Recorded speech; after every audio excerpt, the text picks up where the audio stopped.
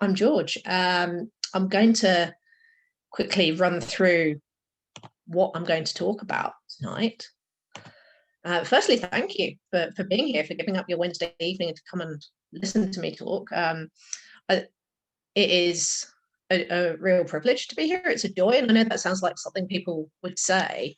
It sounds like something a non-autistic person would say insincerely, but the fact is I'm autistic. I'm obsessed with autism.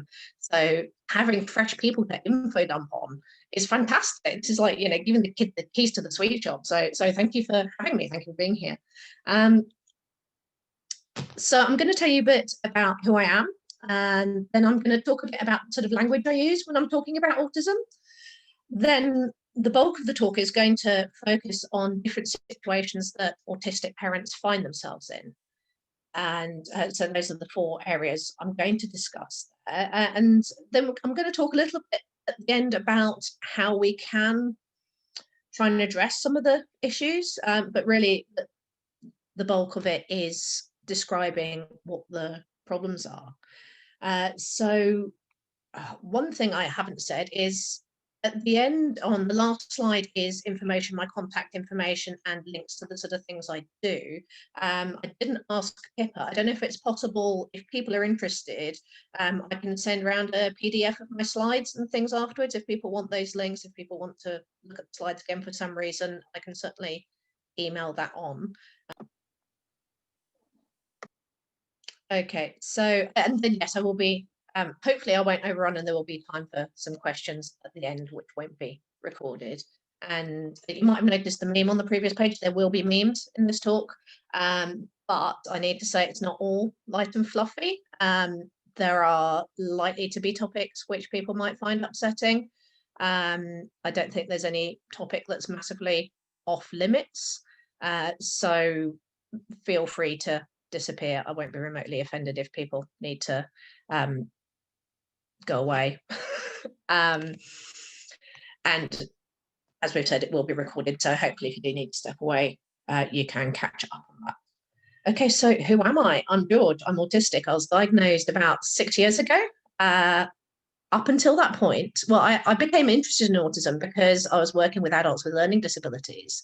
And I got really obsessed and went and did a degree in autism studies, age 30, which wasn't really what I planned to do. And it was while I was doing that degree that the penny dropped, and I went, oh, could I be autistic?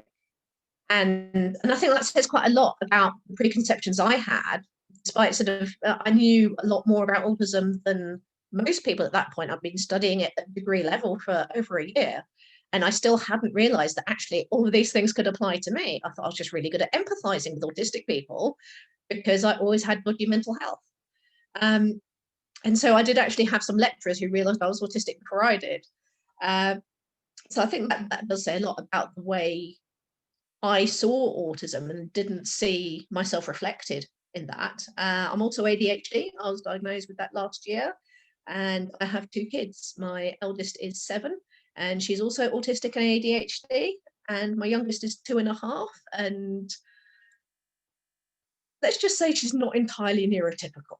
I'll be very surprised if she turned out to be 100% neurotypical, so we'll watch that space. I'm also a student, so I started off doing that degree in autism studies, and since then I'm doing a master's also in autism studies, so I'm very happily obsessed with all things autism. I also do things like I mentor on a free online course, so the link to that is on the last slide. So it's a free online autism course that we've been running for about 3 years now, and we had loads of people study on that during lockdown. So our grand total over the different runs we've done is now 210,000 people have done this course, which is just mind-boggling. Other things I do, I chair a steering group for a research project called Playing a Part, which is looking at the experiences of and identities of autistic teenage girls.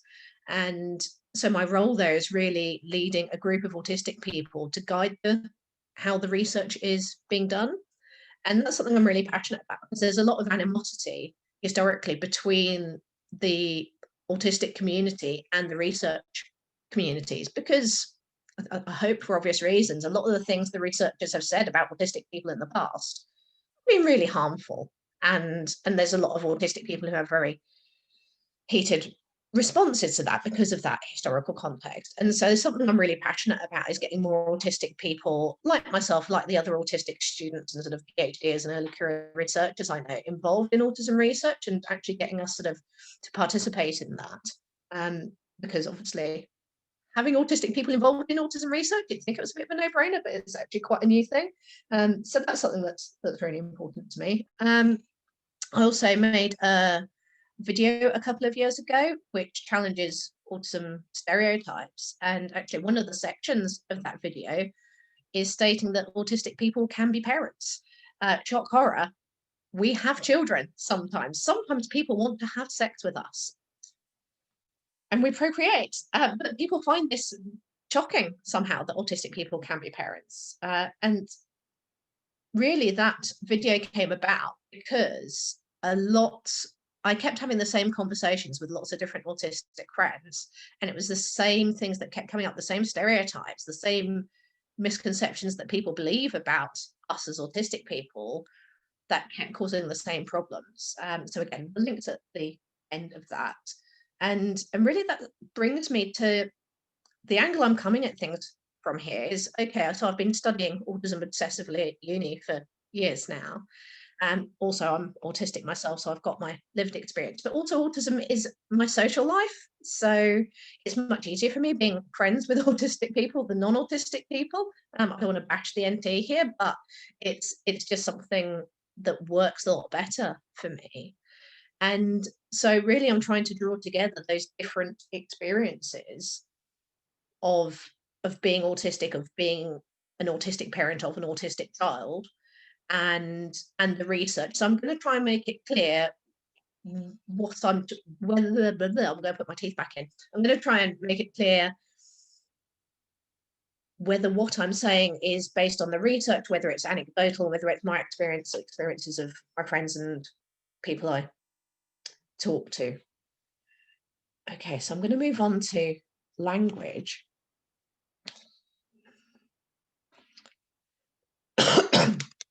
So this is something I do every time I give a talk, and I think the language we use about autism is really important because that has a lot of implications for the way people actually treat autistic people. So first of all, I'm going to check some assumptions of the, I guess, let you know the assumptions I'm making as I'm giving this. So this talk is mostly aimed at people who are either autistic parents or professionals who are likely to come into contact with autistic parents in some way.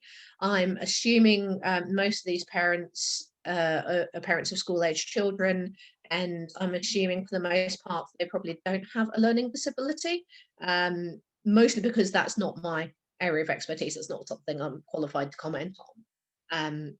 So much more sort of drawing on my own experiences there.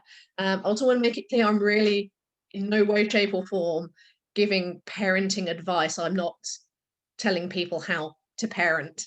When I was preparing this talk, I did kind of laugh to myself a few times thinking, why am I talking about parenting? How can I talk to other people about parenting when I clearly have not got a clue what I'm doing? Yeah, I'm making this up as I go along.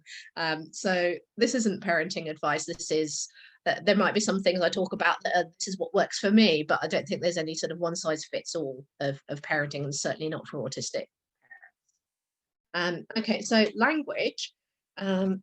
I know a lot of the professionals will have been told, and I did notice in the emails setting up this talk, people used person first language. They say person with autism.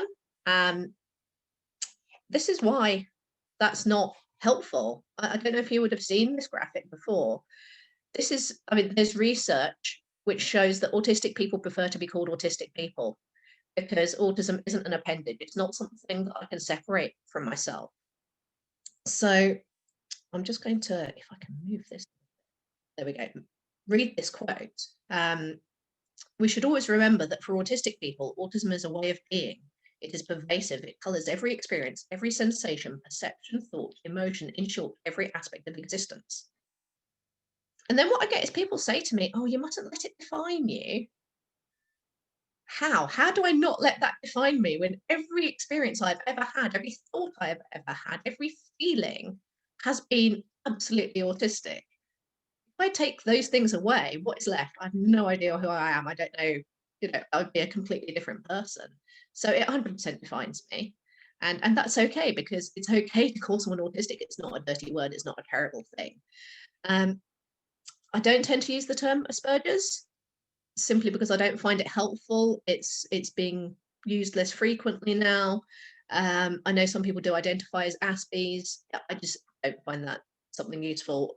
Asperger's is autism. Similarly, functioning labels. Hoping you guys know what I mean by that. When you call someone high functioning or low functioning, these terms are generally just hated by autistic people. I'm going to change the picture. It's just not useful to say somebody is high functioning or low functioning. What people tend to do in response to that is actually they say, oh, well, this person, you're high functioning, you clearly don't need any support, you're fine, we're not going to give you that funding because you can walk and talk, you seem fine. Or, oh no, you're low functioning, why would we bother trying to teach you anything because you're not capable of learning anything? And those are the attitudes, not universally, but these things play out in so many different contexts. And people make assumptions about autistic people based on this bizarre binary of functioning labels without understanding that actually a lot of our ability to function is hugely variable. And we have what's known as a spiky profile. So we have areas of ability and areas of difficulty that tend to be in extremes. So you do have autistic people who are incredibly talented in some areas, and the same people can have huge difficulties. And that's something that really blows people's minds, that they don't understand that I can quite comfortably stand and give a talk to hundreds of people. That's not something that hugely phases me. I can't actually make a phone call. They can't understand that discrepancy. So am I high functioning in the instance when I'm giving a talk, and low functioning in the instance where I'm not able to use the phone? It just doesn't make sense. And really that feeds into the idea of the spectrum. I know people sometimes use the phrase on the spectrum as a sort of neutral term, but there's a really common misconception about spectrum as a continuum, as this line where people think it goes from someone who's severely, profoundly autistic, and at the other end of the scale, there's people who are just a little bit autistic, that are nearly normal. And it just doesn't work like that. It's much more like the colour spectrum. So people can be at any point on that. You can't say that red's more colourful than blue. That doesn't make any kind of sense. And so autistic people can be hugely different from each other, but still have those core similarities. And then my last point on language is I will sound like I'm kind of hedging my bets a lot of the time, because I say things like autistic people tend to, and an autistic person might, because I think there aren't any hard and fast rules about autism. I think as soon as you start saying things like all autistic people do this, an autistic person will magically appear and prove you wrong. So it will sound like I'm hedging my bets. Okay, so thinking about the different sort of situations autistic parents find themselves in, I'm going to talk about these different areas. And initially, there's autistic parenting, I think, in the home is possibly quite different from in the community, from out and about.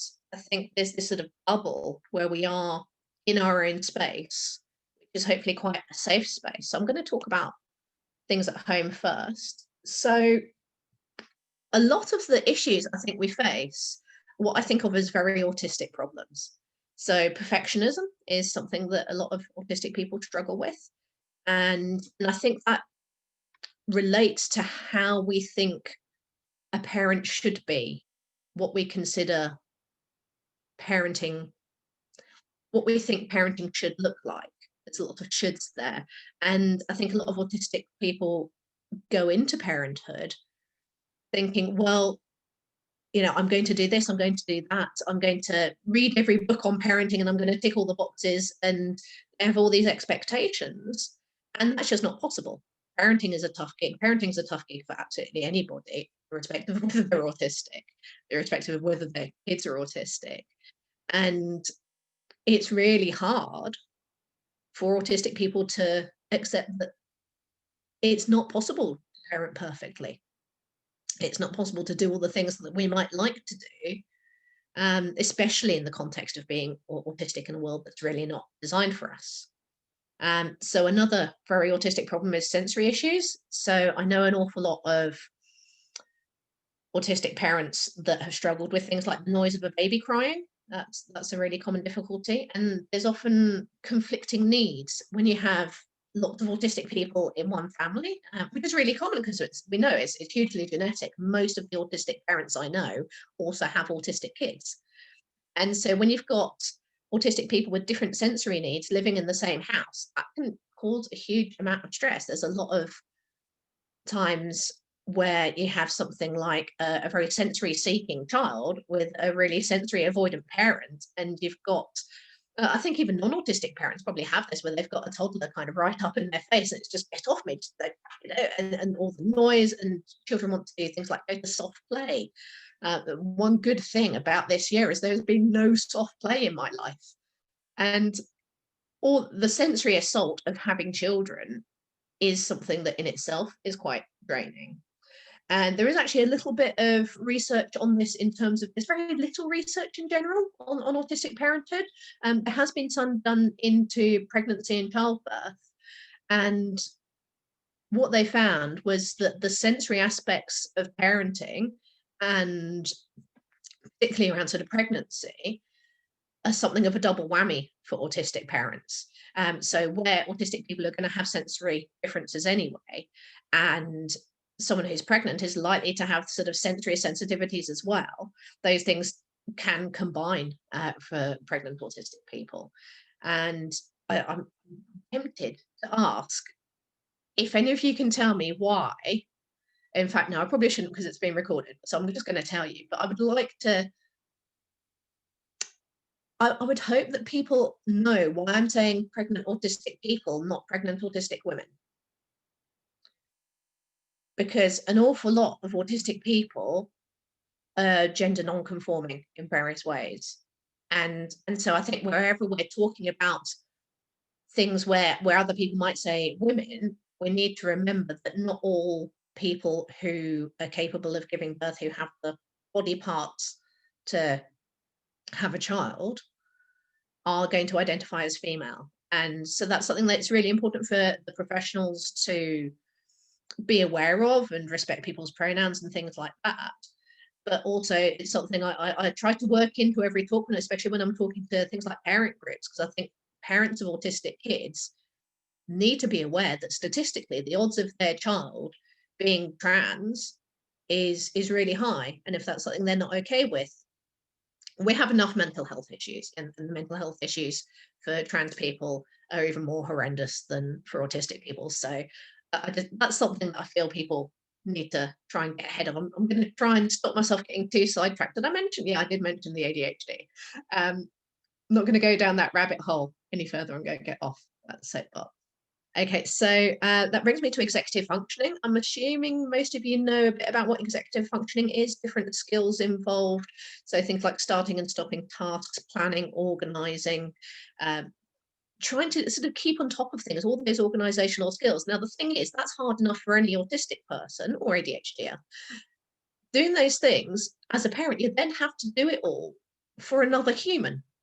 And so as a parent, you've got to remember that they need their PE kit on Tuesday, and that they've got a dentist appointment, and that you actually need to do all these things. And so it just creates another pressure of things that are not likely to come naturally to autistic people. And that's a key area where that's something I access a lot of support for myself. I have a support worker who comes once a week and does things like actually opens my post, because I find it really difficult to open a letter. I think it's fear of the unknown. And also if I open a letter, then I have to do something about it.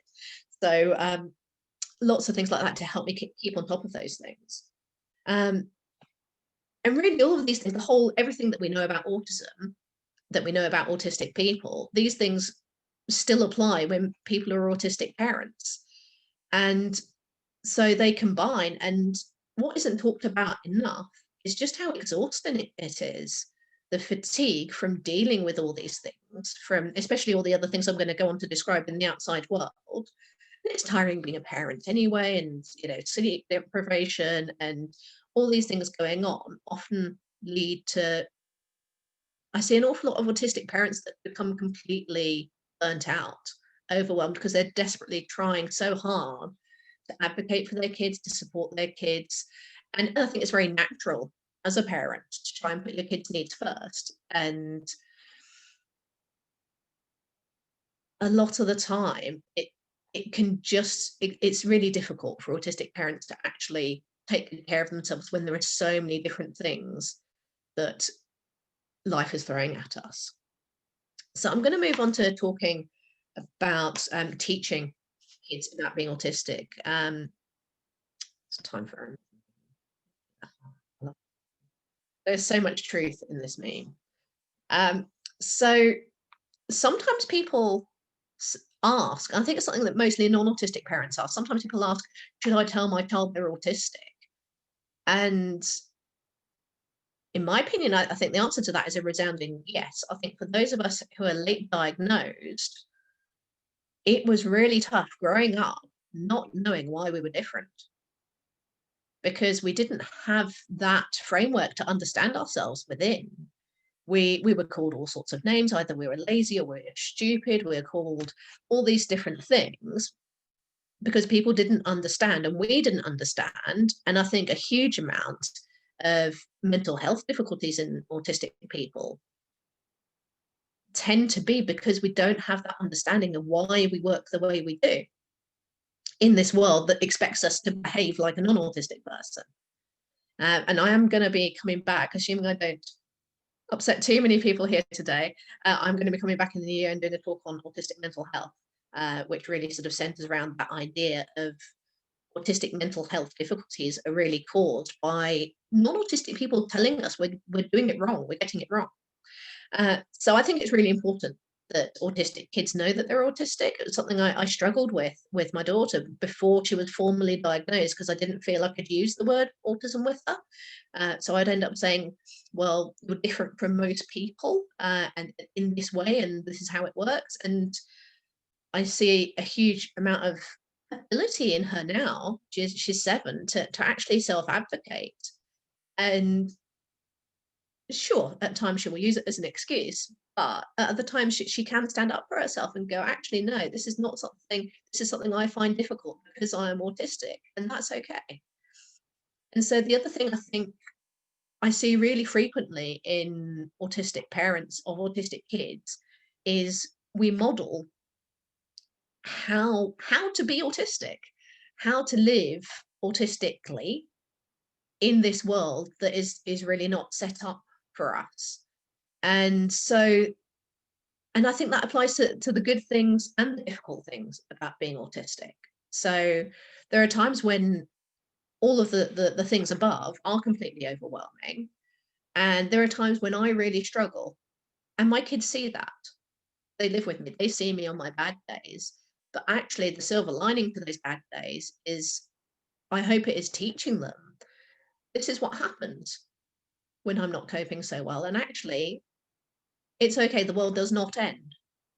So for example, on Monday, I cried. I really cried because I was going to have a bath and I'd accidentally turned the hot water off and there was no hot water, and I put my foot in this cold bath and it was just horrible. And because I'm autistic, I did not cope with that change of plans, with that sudden shock of, my plan in my head was, I'm going to have this bath, I'm cold, I'm tired, I'm miserable, I want a nice soak in the bath. And there was no hot water and I couldn't. And that plan being derailed after a long day was just too much for me. And my kids saw me crying. And I'm not ashamed of that, because the next time my daughter's not coping with a plan changing, I can go, hey, remember that time? Because this is what happens. And so I think that sort of modeling, and also having autistic role models, I think I'm very lucky that most of my friends are autistic. And so my kids in non-pandemic times get to hang out with lots of other autistic people and just see them functioning in daily life. I think a lot of professionals tend to see autistic people when we're at crisis point, and they don't see us in the day-to-day. So I think that in itself is an education for our kids. I think one of the biggest issues for autistic people is expectations, and that sort of relates back to what I was saying about perfectionism. But we have all these expectations about what parenting is, what parenting should look like. And a lot of that, I think, is based on the way that we were parented, perhaps particularly as undiagnosed autistic kids, often by undiagnosed autistic adults. Most autistic adults I know would say that at least one of their parents is probably autistic. I know both of mine definitely are. And the way we were parented is often because people from previous generations didn't have those insights, weren't aware that they were autistic. A lot of our parents, I think, were trying to be desperately non-autistic, very insistent on trying to get us to conform. And I think all of us, irrespective of whether we're autistic, carry the way we were parented into the way we parent our own kids. And often quite sort of subconsciously. So, for example, I remember a time when my daughter was blowing bubbles in her drink with a straw. And I started to tell her off. And I caught myself and thought, well, why? Why am I doing this? What's the issue? Okay, she's blowing bubbles in a straw. So what? And I realized that actually the only reason I was telling her off was because it was something I'd been told off for doing as a kid. And I couldn't think of any logical reason to prevent her from doing that. Okay, she wasn't making a mess. It was a bit of an annoying noise, but you know what? She's ADHD as well. She makes a lot of noise. If I don't like it, I can put my ear defenders on. So trying to sort of catch myself in those things where I don't have to parent the way that I was parented. And I think that there's also expectations from society about what parenting looks like. And it can be difficult. It's not difficult for all autistic people. Some of us are really comfortable being nonconformist, but it can be difficult where society can pressure us to try and conform. So one of the things we do is my daughter has her iPad at the dinner table, which a lot of people I know wouldn't approve of. But again, being ADHD, the only way I can get her to sit and eat her dinner and not be jumping all over the furniture is by having that iPad in front of her. So that's how we roll. And I want to talk a little bit about the positives of autistic parenting. I'm aware that a lot of this talk is really negative stuff. And I think it's important, particularly for the professionals, that we talk about these negatives and these difficulties, because these are the things that we need to fix. But there are huge positives to autistic parenting. I think entirely that just the insights that autistic parents have into autistic kids is a huge advantage compared to a non-autistic parent of an autistic child. I think a lot of non-autistic parents kind of look at their autistic kids and have absolutely no idea what might be going through their minds. And there is actually some research now from Catherine Crompton, which says that autistic people actually communicate really effectively with each other. So where by definition autistic people have communication difficulties, this is actually less true when we're around other autistic people. It's actually when autistic people are trying to communicate with non-autistic people that the difficulties occur. And so within autistic families, communication can be really good. And I think just the empathy that we can have for what an autistic child is going through is something that perhaps as undiagnosed autistic kids we missed out on. Because as a child, I was always being told things like, oh, you're overreacting, or you're being silly, you're being naughty, it's not that hot in here, because they didn't understand that I was autistic. And so I hope that for my daughter, I can empathize with her experience in ways that obviously are sort of tempered by the reality of, yes, I need to get her to school, I need that uniform on her. But if she's having a meltdown over the way her socks feel, I'm not judging her. I'm not telling her that actually the socks are fine, because I've had meltdowns over socks. I've had a lot of meltdowns over seams in socks over the years. And I get it. And I understand. I would say a lot more than a non-autistic person. I understand that when a sock feels uncomfortable, I don't think it's an exaggeration to say that makes me feel suicidal. I feel so bad because of that sensory distress that I feel like I could die. And so I understand that when she's having a meltdown because of that,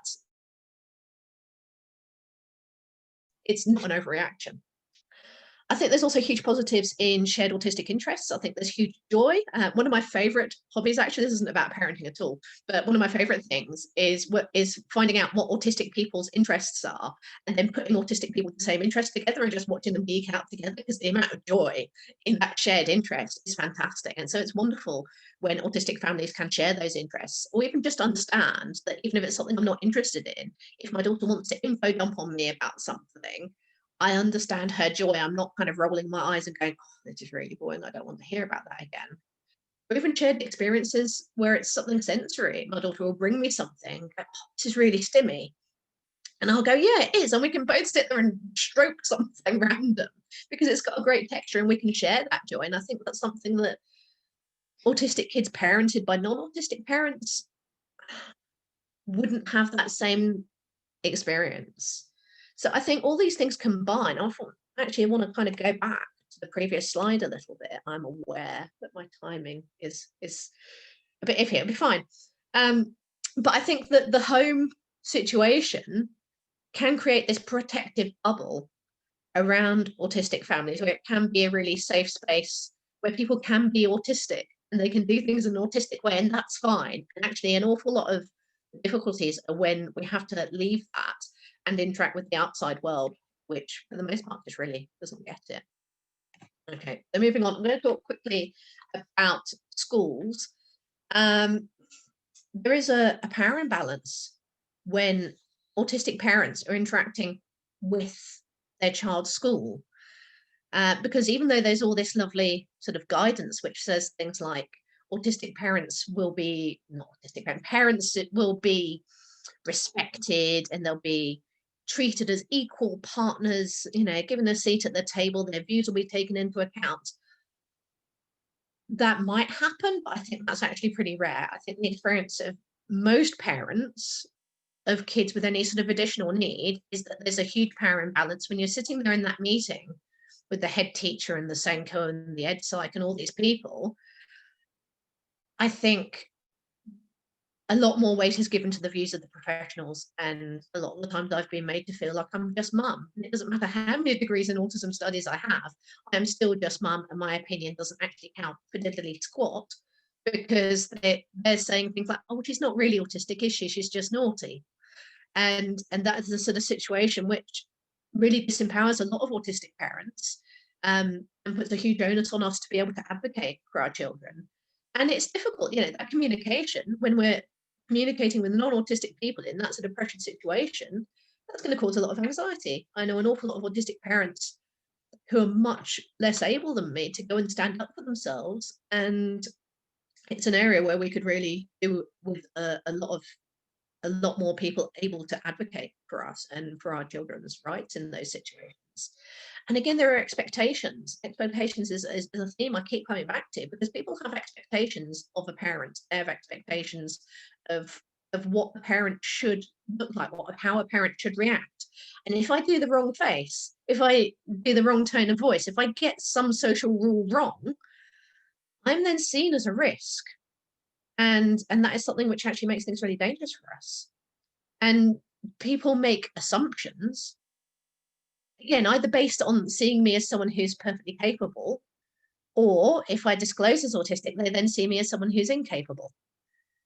But I'm still autistic in either situation, and so it works against me. So I remember when my eldest was at nursery, there was a parents' evening.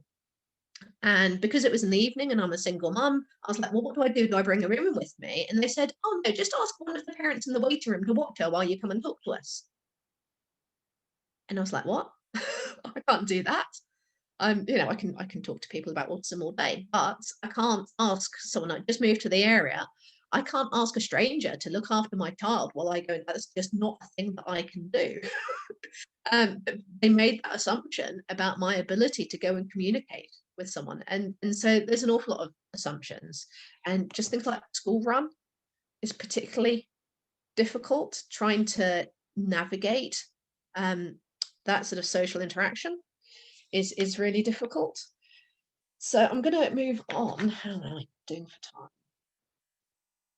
Let me just, okay, I'm not doing too badly. I'm going to move on to practicing things within the community. So interacting with just about anyone outside of the home is likely to be difficult for many autistic people. It's likely to be extra difficult for autistic parents because, again, people make assumptions. So I remember taking my daughter to the doctors once, and we had this. So I was telling her, it was a conversation with her last year, so she'd have been 6. And I remember saying to her, "We're going to go and see the doctors. I've got us an appointment." And she asked which doctor we were going to see, and I had to say, "Well, I don't know which doctor it is because it's an on-the-day appointment." And her next question was, are they a doctor who knows how to be kind to autistic people?" Because that's actually how I define what I do for a living. I think this is the best job title ever. I should actually get this printed on a business card, I think. Mummy teaches people how to be kind to autistic people. Um, and so I had to say to her, I don't know, because I don't know which doctor we're seeing. I don't know if it's a doctor that knows how to be kind to autistic people. And so she said to me, "Well, do you think we should pretend to not be autistic if they don't know how to be kind to us?" And at that point, we hadn't talked about masking or anything like that. But at age 6, it worked out that sometimes actually things are just easier if you pretend to not be autistic. And so that dynamic comes into just about every single thing we access when we're trying to sort of be in shots. It creates a risk because if my daughter has a meltdown, it's difficult for any parent if your kid's having a meltdown in a public place. It's a double whammy when you're also autistic, and the odds of you having a meltdown is increased by your child having a meltdown. Because how people would perceive me if I have a public meltdown puts me at risk because people see me as not being able to cope. It affects friendships, it affects social situations, the exhaustion of just trying to do everyday things is something that's cumulative, just trying to get through the day to day. So I'm going to move on to services. And really, it's the same issue, trying to communicate with people. This is what it feels like. I have to pretend to be okay in a lot of situations where I'm really not okay, because if I look like I'm not okay, that means people see me as a risk. So autistic parents end up having to advocate for their children, especially if their kids are neurodivergent in some way, and also advocating for themselves and their own needs. So there are all these different services that we come into contact with. But it's a really difficult balance, because on the one hand, we need to go, hey, I'm really disabled. I'm entitled to these benefits. I should be able to get this support. Your service should be able to do these things for me because I'm really messed up by this disability, or my child is really disabled. On the other hand, I can't afford for people to see me as too disabled, because that would raise alarm bells. So all of these things add up to people perceiving us as at risk, which is not necessarily true. So this is a quote from a blog about being an autistic parent. I'm just going to read that. "I worried daily about being judged as a parent, by other parents, by professionals, the general public, and on many occasions I felt my children and I were misunderstood." That's something that resonates with me. I'm quite confident that that would resonate with an awful lot of autistic parents. And I'm going to say something that actually scares me, because it's not something I've talked about publicly before. But 2.5 years ago, my daughter was taken away from me by social services. Only for a couple of weeks, I got her back. At the time, I didn't know if I would get her back or when I would. I was told things like, I remember the social worker saying to me, "Don't make her any promises about when she can come home." She was 4 at the time, and my youngest was a newborn. So I had a newborn baby and a 4-year-old who did not cope with that change. She had an awful lot of change in her life, and she's autistic. She was not coping. And all the various professionals involved did not understand that she was autistic. They didn't understand that every time people came and poked at our lives, people came into our house, all the midwives and the health visitors and, all the different people involved, every time they came into my house, my daughter would have a meltdown. And there were times that she could be quite violent in those. And so we were perceived as at risk. And they didn't understand that actually they were exacerbating the problem. And I was overwhelmed. I was exhausted. I had a newborn who at the time wouldn't feed. And as articulate as I can be at the best of times, I was not able to communicate well enough to get people to see that actually we weren't at risk. I needed support. I needed help. I did not need my child taken away from me. So as a result of that, and as a result of previous trauma, I now have a complex PTSD diagnosis. And this is something that affects me every single day and is likely to continue to in the long term. And things like, I will never forget the social worker sitting there on my sofa and explaining that if I did not send my 4-year-old away, that they would take my newborn into foster care and that she could be sent anywhere in the country.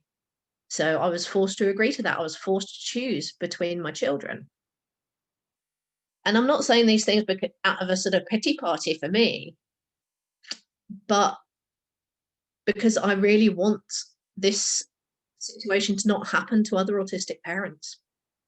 So I think autistic parents listening to this, I want you to be able to keep yourselves safe, because I thought I was safe. I thought because I'm hugely privileged in so many ways that could not happen to me. I thought if I asked services for help, I thought I could get help. I didn't think it would actually destroy my life.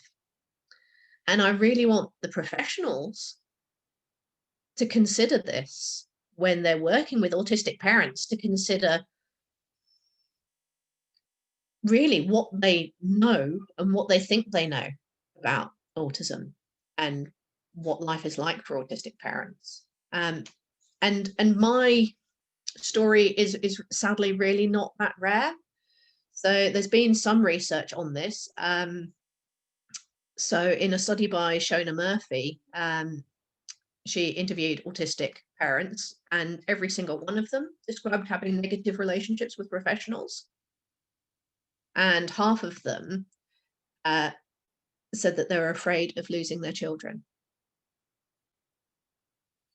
In another study, 19% of autistic parents had had a professional question their ability to parent. In a different study, 1 in 5 mothers had been investigated, 1 in 5 autistic mothers had been investigated by social services, which is a staggering number considering how many autistic parents there are out there.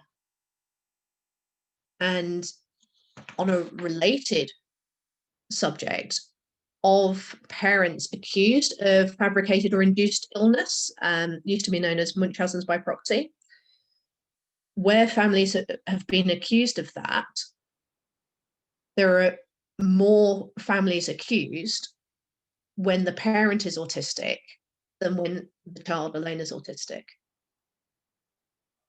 So this happens a lot. And there's an awful lot that I don't want to sound like I'm just having a go at professionals. There are some wonderful professionals out there doing their absolute best with very, very limited resources. But there are also a lot of misconceptions about autism these days. And people really believe what they know, so what they think they know. So that kind of brings me on to well, what are we going to do about some of this? And I think the biggest thing is actually asking everyone to check their assumptions. I know I make assumptions about autism. I'll give you an example. When my daughter kept having meltdowns over her pajamas riding up her leg, and I thought it was a sensory thing because, hey, sensory stuff, autism, right? Until one day I went, well, why? Why are you upset that your pajamas have ridden up? And she went, it's going to cut off my circulation. And 2 years previously, I had said to her, oh, don't let that ride up, it will cut off your circulation. I hadn't explained to her what circulation was, and she thought a body part was going to drop off or something. So she's there having panic attacks because she thought something was going to drop off, because I had made assumptions that I knew what was going on. So we all make assumptions. And there was actually this dude called Epictetus, 1,900 years ago, who said it's impossible for someone to learn what they think they already know. And that is the problem I come up against in every aspect of the teaching I do around autism, is people have these cast iron beliefs that they know what autism is, they know how autistic people think. We all have these assumptions that we make. So I think the biggest thing that I can ask you to do, that I can ask you to ask your colleagues to do, is actually just check your assumptions every so often. I think there's a huge role for advocacy services. I know there's no funding in this day and age for anything, and it's very much a postcode lottery whether advocacy services are available. I'd really love it if we could get more really clued up people about what it's like to be an autistic parent in those sort of roles. And I think another thing that's really useful for autistic parents is the autistic community. Knowing other autistic people is the most powerful treatment for autism that exists. And to the point, this is actually, I'm going to be doing a PhD next year, and this is what my PhD is on. It's the importance of the autistic community for our quality of life, because having people who automatically get it, who understand what it is like without having to explain it, people who understand us intuitively, and that informal support is not even necessarily doing anything practical, but just having people who understand it, so that if my child is having a meltdown, I'm with another autistic parent of an autistic child, it's not something that creates any sort of difficulty. People can go, okay, that's just what's happening right now. And compared to that sort of interaction with a non-autistic person. So I think I'd really love to see more funding for autistic spaces to be created, so that autistic people can get together. And to me, it's a bit of a no-brainer. I think if you said this about another group of people that experienced trauma, because being autistic is traumatic. I know very few autistic adults that don't describe their childhoods in terms of trauma. So if you took another traumatized group like victims of domestic violence and said, hey, we're going to put together a support group so that these people, you know, who understand what they've been through can talk to each other, I think people would go, well, yeah, obviously that makes a lot of sense. But there's quite a lot of resistance to setting up things for autistic people to hang out together. But really, my autistic friends is probably the reason I'm still here today. Above all, almost all the things I've said create a sense of risk, of danger, of autistic parents being perceived as incapable. And all of us need to work together, I think, to create safety so that actually we can have children. I sometimes meet autistic people going, well, should I have children? Will it be okay? Am I capable of doing this? They doubt themselves, and they doubt whether society would support them in that choice. And I think that's a terrible thing for people to feel like they can't have children. So I'm going to try and end on more of a positive. So this is from a recent study, and again, I'm going to read the quote to you. Many issues that we identified could be attributed to perceived stigma of autism, lack of awareness, and unmet support. Communication difficulties with professionals, feelings of isolation, and perceived judgment may create further barriers for autistic mothers to ask for the support they need. However, this study also demonstrates that autistic mothers are highly resilient and able to overcome their difficulties to put their child's needs first. And I think really that quote summarizes everything I've said tonight. I think there are huge difficulties that autistic parents face, but I know so many amazing autistic parents who do a fantastic job. I wouldn't count myself among them. I'd say I'm a very mediocre parent, but I know I try my best. And actually, we can be okay with the right support. There's no reason that autistic parents can't thrive. So I'm going to leave you this photo. This is actually us at the weekend. We put our Christmas decorations up, and we were being silly and trying on our Christmas hats. And we had a great time dancing around to Christmas tunes. We're in the festive spirit now. So yeah, that's me. I am done. The last slide is just my contact details and some information about some of the other work I do. So that's me. Don't know if I should leave that up there. I guess I can. Thank you, George. Taking questions. So before we do questions, I just need to clarify with everyone. I would just like to stop the recording, but before I do that, so I'd like to thank George for her talk today. And there's been lots of content there that will give us all something to reflect on. So I'm just going to stop the recording now so that we can have an open forum for questions going ahead. So I'm going to, excellent.